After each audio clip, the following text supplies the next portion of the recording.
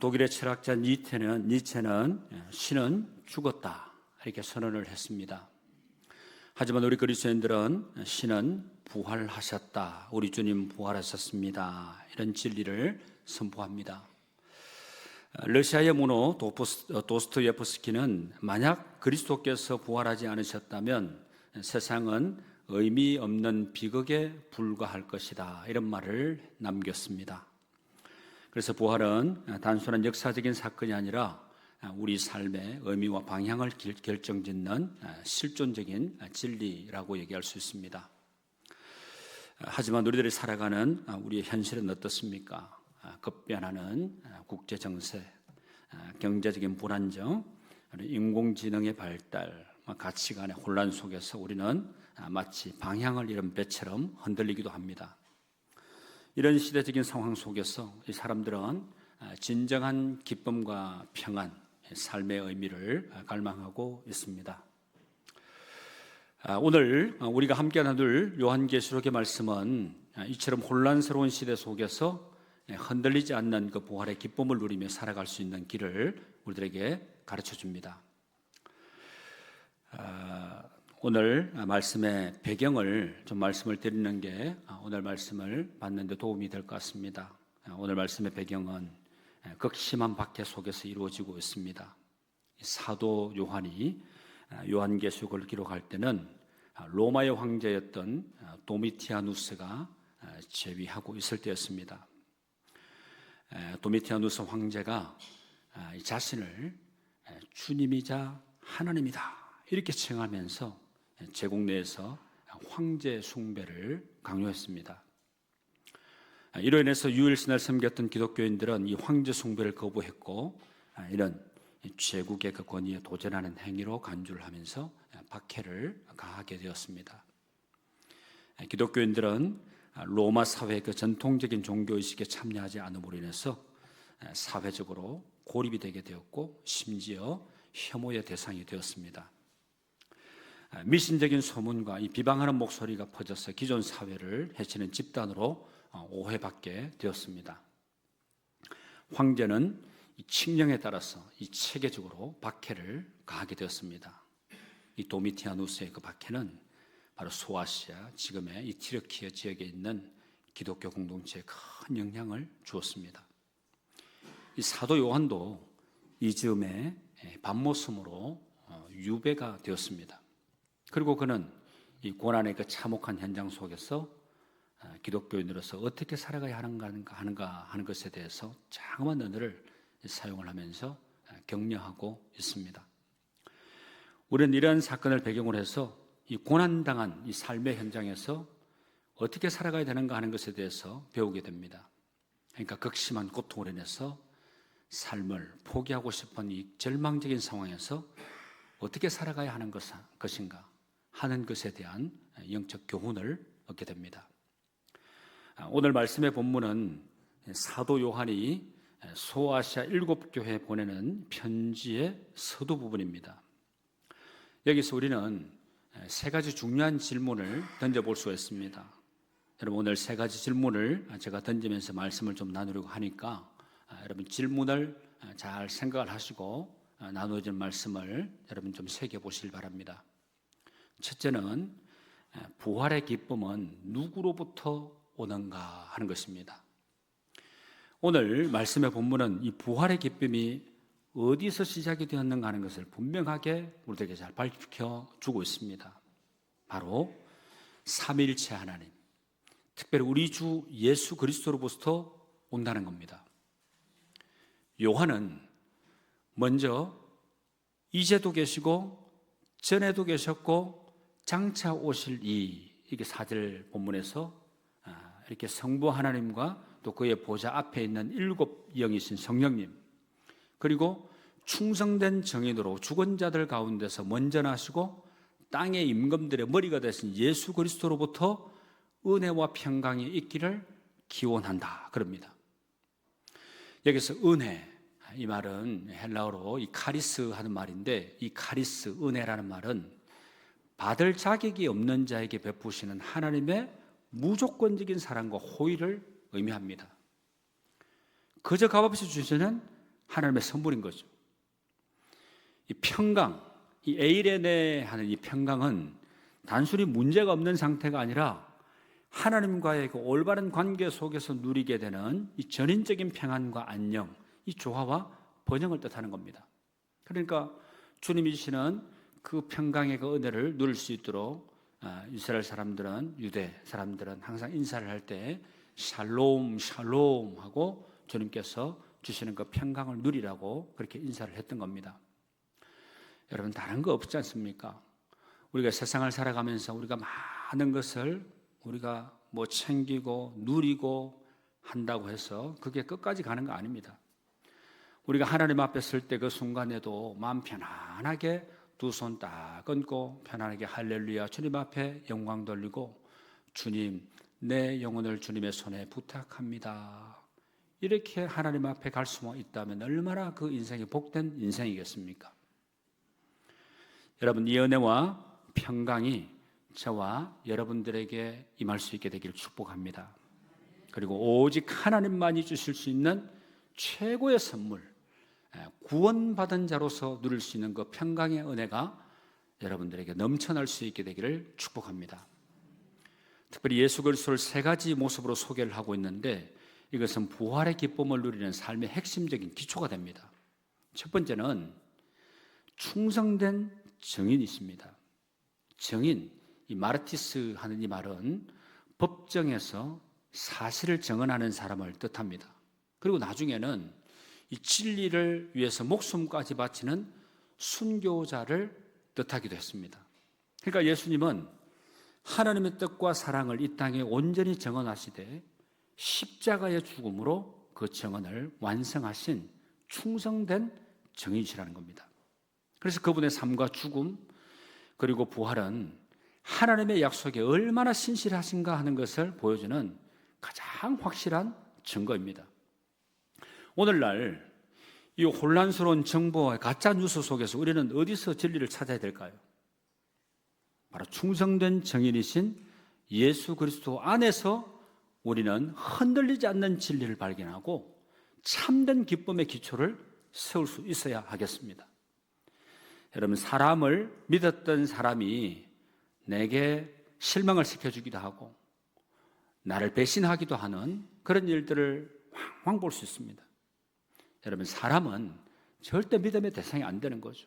사랑의 대상인 거고, 우리가 서로 소중하게 여기고 같이 신앙생활을 해나간다 그러면 공동체 안에서 참 소중한 그런 사람인 건 분명하지만, 하나님처럼 절대적으로 신뢰를 하고 이 사람이 내 법이다 라고 생각할 정도로 그렇게 많이 신봉을 한다 그러면 결국에는 그 사람 때문에 상처를 받게 될 테고, 사람 때문에 우리가 불신하게 되는 그런 상태까지 갈 수 있게 될 겁니다.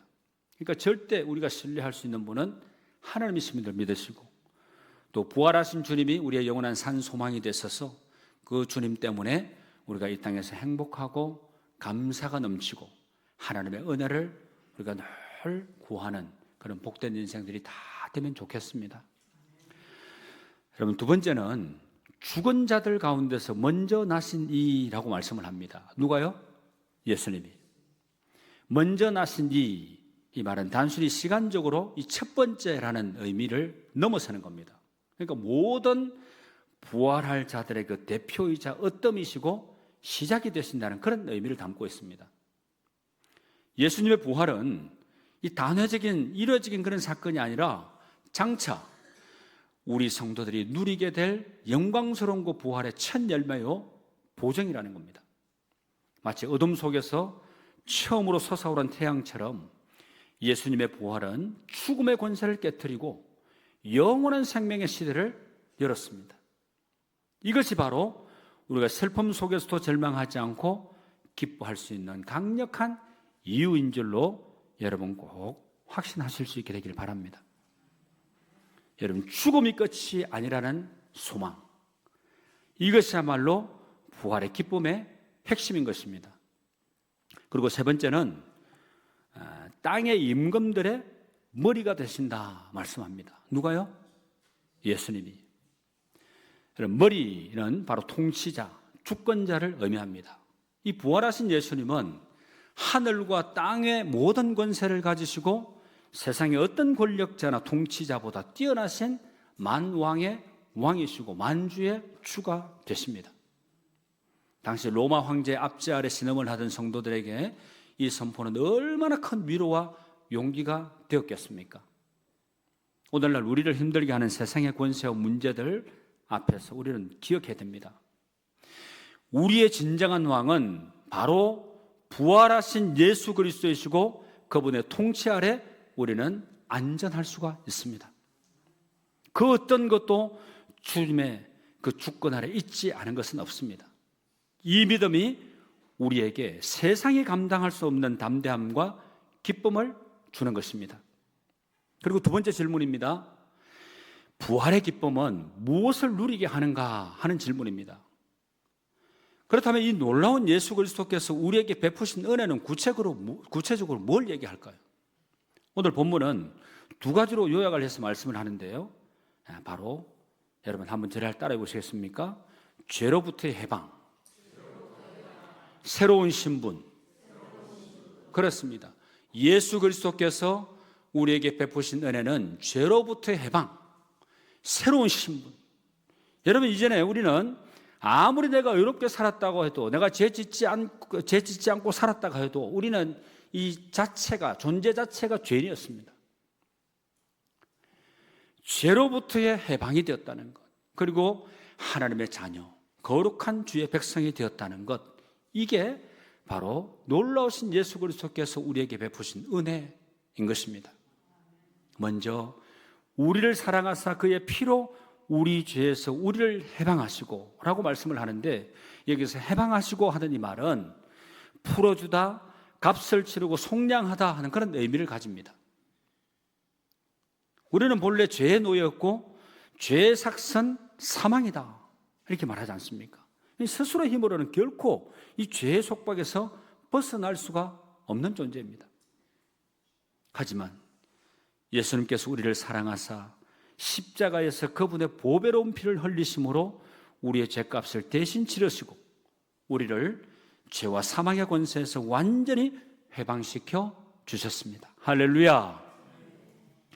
여러분 마치 노예시장에서 값을 치르고 노예를 사서 자유를 주는 것처럼 그렇게 우리가 생각하면 되는 겁니다. 저는 간간히 성탄절기가 되면 벤허라는 영화를 거의 매년 봅니다.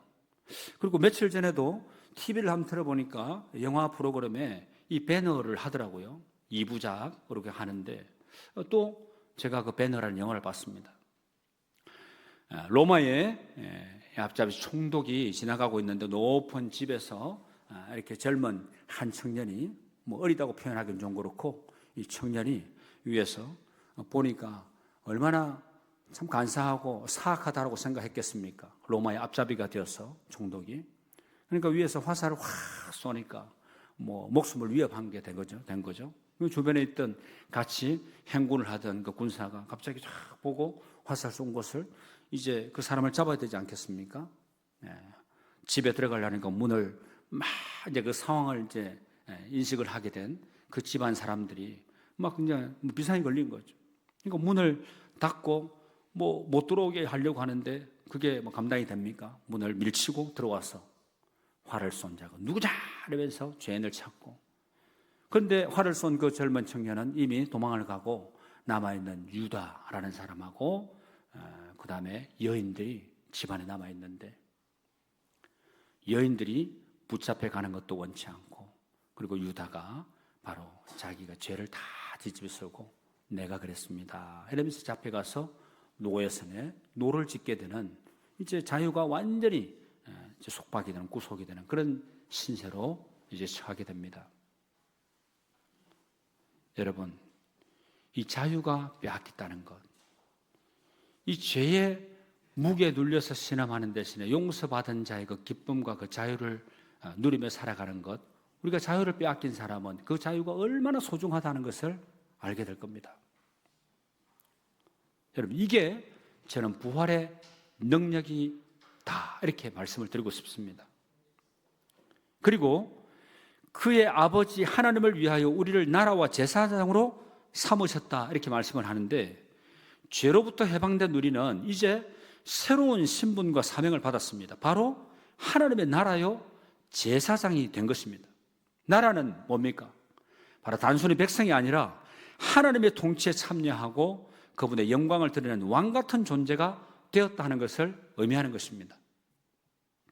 세상의 가치관에 따라서 평가받는 존재가 아니라 하늘에 속한 존귀한 신분임을 우리는 기억해야 될 것입니다. 제사장은 하나님께 직접 나아가서 예배를 하며 세상을 향해서는 하나님의 복을 전하고 중보하는 그런 거룩한 직분 아닙니까? 과거의 구약시대에 특별한 지파, 특별한 사람만 제사장이 될 수 있었지만 이제 예수 그리스도 안에서 모든 성도가 하나님 앞에 담대히 나아갈 수 있는 만인의 제사장이 될 수 있었습니다. 있게 된 겁니다. 그래서 우리의 삶 자체가 하나님께 드리는 거룩한 예배요 하나님을 섬기는 세상을 섬기는 제사장적인 그 사명을 깨달았을 때 우리는 일상 속에서 부활의 기쁨과 부활의 의미를 발견하게 되는 것입니다. 여러분 베드로전서 2장 9절 말씀 같이 한번 읽어보시죠. 베드로전서 2장 9절 말씀입니다. 그러나 너희는 택하신 족속이요 왕같은 제사장들이요 거룩한 나라요 그의 소유가 된 백성이니 이는 너희를 어두운 데서 불러내어 그의 기이한 빛에 들어가게 하신 이의 아름다운 덕을 선포하게 하려 하심이라. 아멘. 여러분 이 놀라운 은혜와 변화 앞에 사도 요한은 감격에 차서 외칩니다. 그에게 영광과 능력이 세세토록 있기를 원하노라. 아멘. 이게 바로 부활의 기쁨을 누리는 자의 당연한 반응입니다. 여러분 영화 쇼생크 탈출 아시죠? 쇼생크 탈출에 보면 억울하고 누명을 쓰고 종신형을 선고받은 주인공 앤디 디프레인이라는 사람이 있습니다. 그는 절망적인 감옥 안에서도 희망을 결코 잃지 않고 오랜 시간 탈출을 준비하면서 결국 자유를 얻게 됩니다. 특히 그가 폭풍을 치는 밤에 이 하수구를 통해서 탈출해서 빛 속에서 두 팔을 확 벌리고 이 자유를 만끽하는 장면은 굉장히 인상적입니다. 마치 죄와 절망이라는 감옥에 갇혀있던 우리가 바로 예수 그리스도의 그 십자가와 부활을 통해서 참된 자유와 해방을 얻는 모습을 상징적으로 보여주는 듯합니다. 앤디가 감옥 안에서도 인간의 존엄성과 희망을 지키려 했던 것처럼 우리의 부활신앙은 우리에게 어떤 어두운 현실 속에서도 소망을 품고 죄의 속박에서 벗어나 하나님이 주신 참된 자유와 새로운 삶을 향해 나아가도록 격려해 줍니다. 영화 속의 앤디의 자유는 바로 세상적인 것이지만 그리스도 안에서의 그 자유는 죄와 죽음으로부터의 영원한 해방이고 이것은 비교할 수 없는 더 깊고 완전한 기쁨의 근원이 되는 것입니다. 이 부활의 자유는 우리를 더 이상 그 과거의 실패나 현재의 어려움에 얽매이지 않고 미래의 영광스러운 그 소망을 바라보면서 담대히 살아가게 하는 원동력이 되는 것입니다. 마지막 세 번째 질문입니다. 부활의 기쁨은 어디를 향해 나아가는가? 부활의 기쁨은 단지 이 현재의 누림에만 머무르지 않습니다. 그것은 우리를 영광스러운 미래, 곧 예수 그리스도의 그 다시 오심과 그분의 영원한 통치를 향한 소망으로 우리를 이끌어줍니다. 그래서 오늘 7절 말씀 여러분 같이 한번 읽어보실까요? 볼지어다 그가 구름을 타고 오시리라. 각 사람의 눈이 그를 보겠고 그를 찌른 자들도 볼 것이요 땅에 있는 모든 족속이 그로 말미암아 애곡하리니 그러하리라. 아멘. 여러분 예수님의 재림은 역사적인 사실이고 모든 사람이 목격하게 될 우주적인 사건입니다. 구름을 타고 오시리라 하는 이 표현은 구약에서 하나님의 영광스러운 임재와 권능을 나타낼 때 쓰는 표현입니다. 그날에는 믿는 자들에게는 영광스러운 구원의 완성이지만 믿지 않는 자들, 특히 그를 찌른 자들로 대표되는 모든 불신자들에게는 심판과 애곡의 날이 될 것이라는 겁니다. 그러하리라. 아멘. 바로 이 맺힘은 이 예언이 반드시 성취가 될 것임을 확증하는 말씀입니다. 여러분, 부활하신 주님은 다시 오십니다.